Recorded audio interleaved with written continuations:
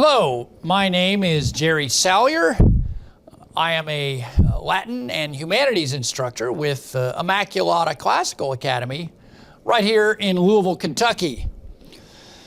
And what I'd like to do in the next few minutes is try to persuade you to look into an obscure French counter-revolutionary writer named Louis Gabriel Ambroise de Bonald, the Comte de Bonald, who I will refer to, for obvious reasons, just as Bonald.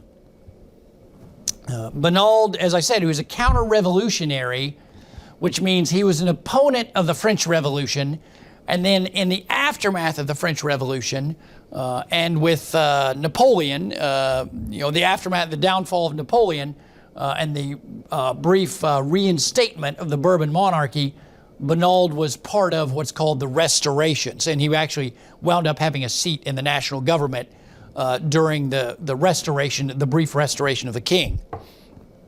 So he was a member of a faction known as the Ultras, the Ultra-Royalists.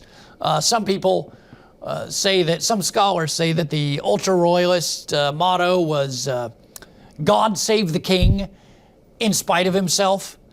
That is, the suggestion being that the ultra-royalists were actually more defensive of the king's prerogatives and of the crown than the king himself was. So, in light of that, you might be wondering, why on earth would we take an interest in such a person? What does he have to say to us in 21st century America? Well, I would say, Bonald represents the road less traveled, and regardless of what we make of his ideas, what we make of his writings, it's good sometimes to step outside your own box to entertain ideas and views that might challenge your own.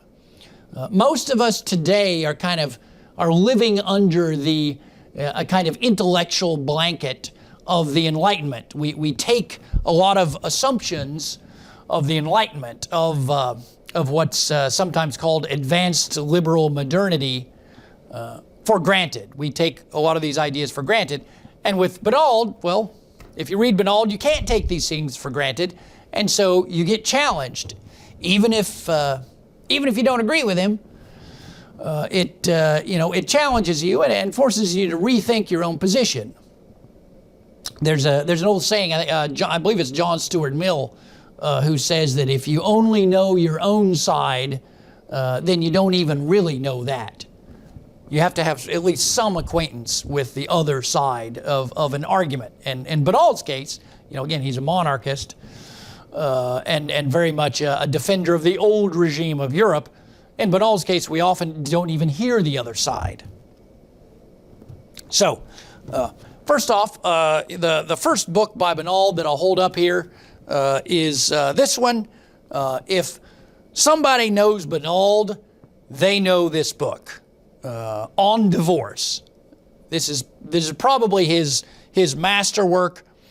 It's the book that he's best known for. So if you're ever at a cocktail party, you hear somebody mention the name Bonald, you go over, you can name drop this book and you'll fit right in. And hopefully you may even have read some Bonald by then. So this book, On Divorce, owes its origins to a 1792 decree by the National Assembly, the French Revolutionary Government, which legalized divorce for the first time in France. And it was revolutionary. And as I mentioned, Bonald was a counter-revolutionary. So he opposed the revolution, and he also opposed divorce, and he opposed the legalization of divorce. Before the 1792 decree, under the Bourbon monarchs, there was maybe Bonald does mention that there were stipulations where if a spouse was in actual danger from the other spouse, there could be separation, but divorce per se would not have been recognized by the state.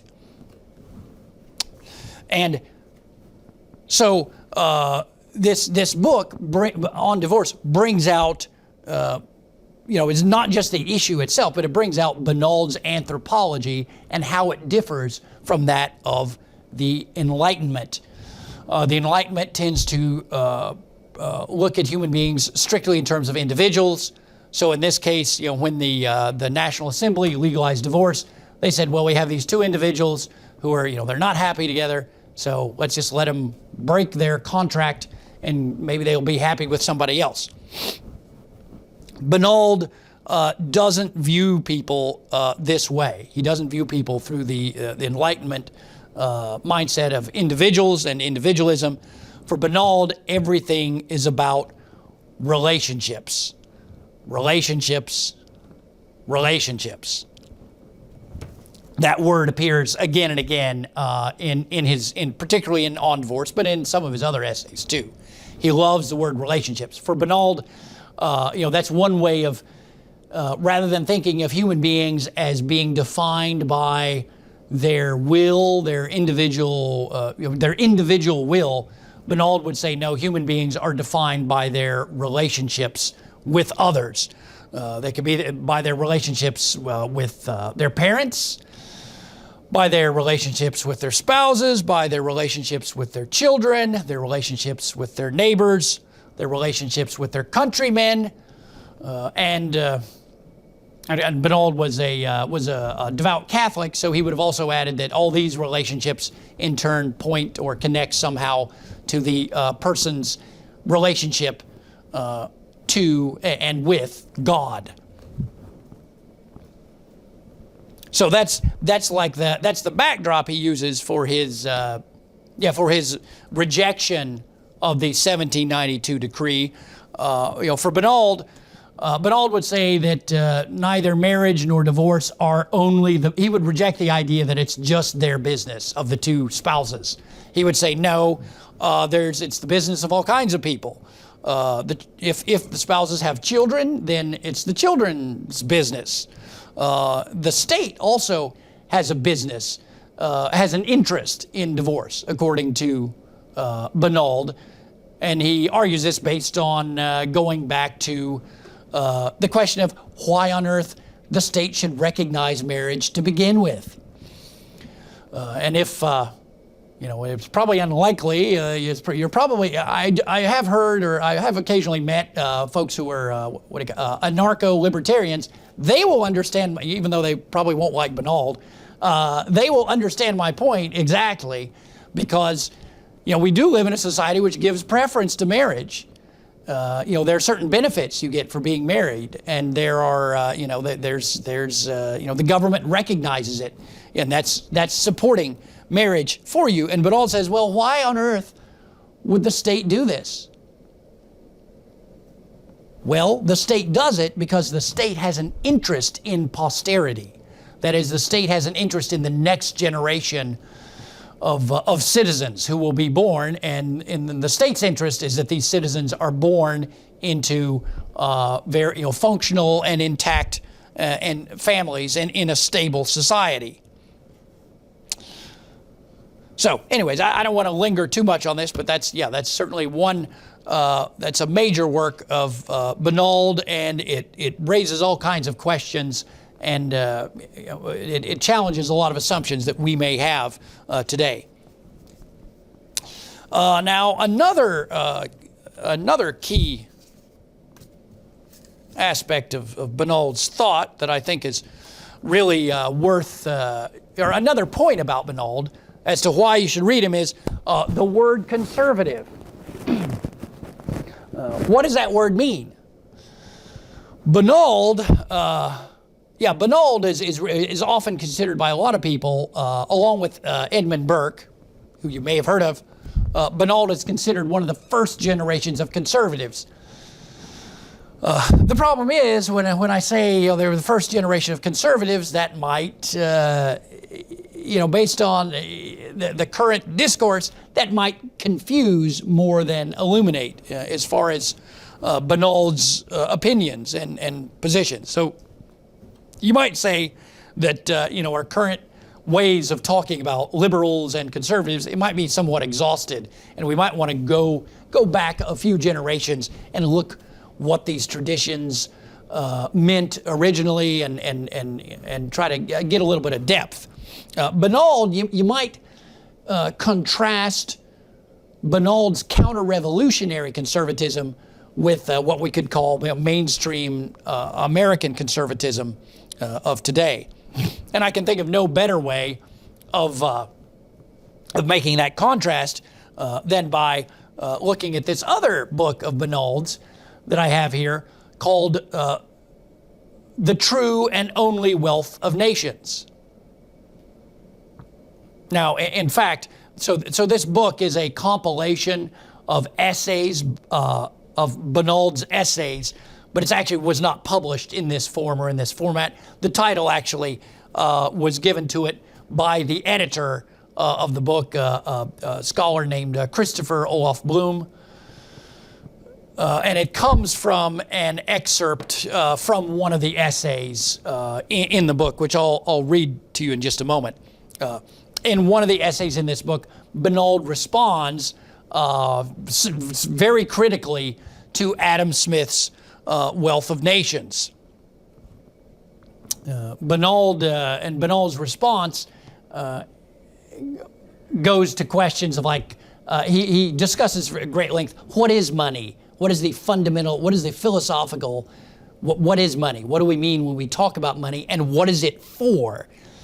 Also, how do we measure wealth? As Bonald points out, you can have a country where there's, a tiny handful of super wealthy people living, amidst general squalor, and maybe it all evens out to where this country, can be on average very wealthy, but is that really a wealthy country? Bonald also talks about, again, in the context of what money and wealth are for, he emphasizes the fact that, the real ultimate point of any sort of wealth is to bring, human happiness.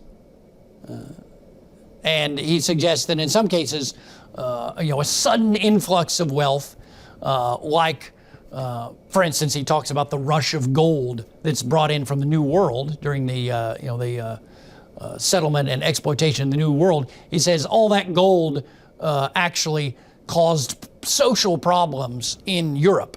So he says, in effect, that wealth is no good if it causes a kind of social fever.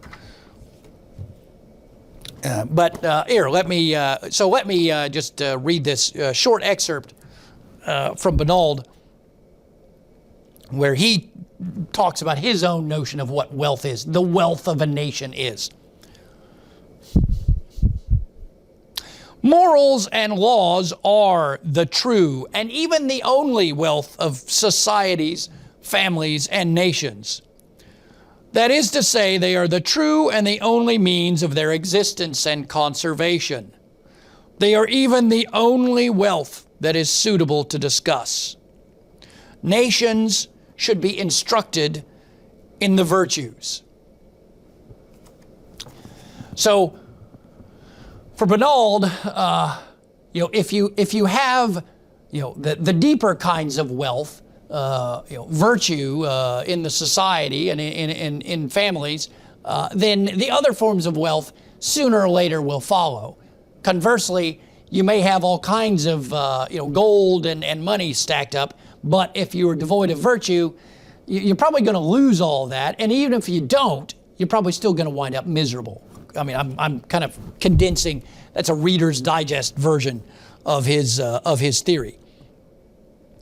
I might also mention he addresses in here the concept of usury, which if you're not familiar with it, you've never heard the term. So it's actually extremely controversial. So I'm not going to step into exactly how you define it, but in broad terms, usury is exploitative loan practices.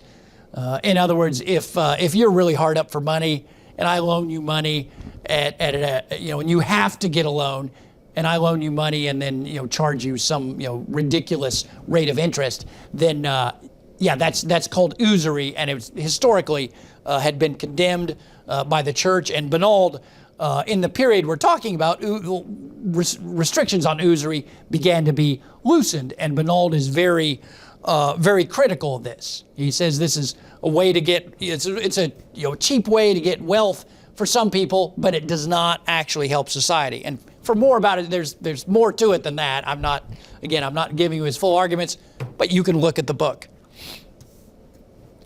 And then, we've talked about his take on social issues like divorce. We've talked about his role in the history of conservatism. We've talked about his thoughts about money and finance and how they relate to ethics. Last, but certainly not least, I would say Bonald is one of the many, many, many fascinating figures that you find when you look at the French Revolution. There's a lot of stuff Americans know about. There's certain periods that Americans tend to know about and tend to be very, very aware of, and then there's others which are super important, but that we've kind of forgotten about. The French Revolution is one of those. I mean, maybe occasionally somebody might have read A Tale of Two Cities, or they might have watched the film version of The Scarlet Pimpernel. But generally, most Americans, the French Revolution is a blank spot. The French Revolution can, in some ways, be taken as the beginning of the modern world, and it's really important for us to kind of have that in our imagination, in our in the back of our minds as we're looking at the modern world that the Revolution has spawned. And so Bonald, by looking at Bonald, you get that reinforces any other study you might make of the French Revolution. He's a very important figure for that period, and so I urge you all to at least maybe just pick up Professor Bloom's book and maybe just read a few of the essays. So thank you for your time, and I bid you farewell.